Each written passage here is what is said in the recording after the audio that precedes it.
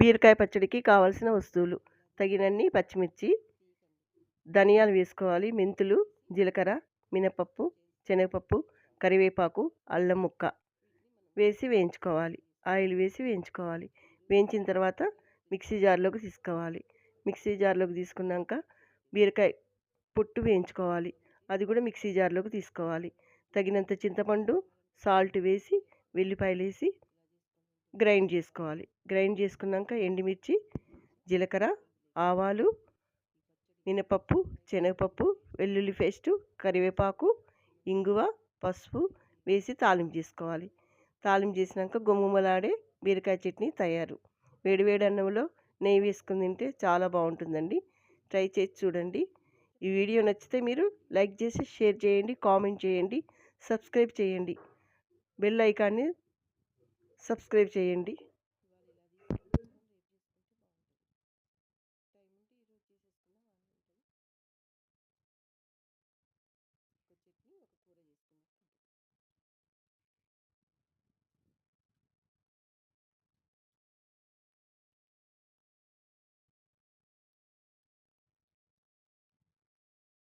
ఫైబర్తో తినాలంటున్నారు కదా, అట్లా పుట్టు ఉంచి మనం తినాలంటే తినలేం కాబట్టి, మొత్తం పుట్టులాగా ఉంచి తినలేం కాబట్టి, ఈ పుట్టును తీసుకొని మనం చట్నీ కింద ఉపయోగించుకుంటే చాలా బాగుంటుందండి.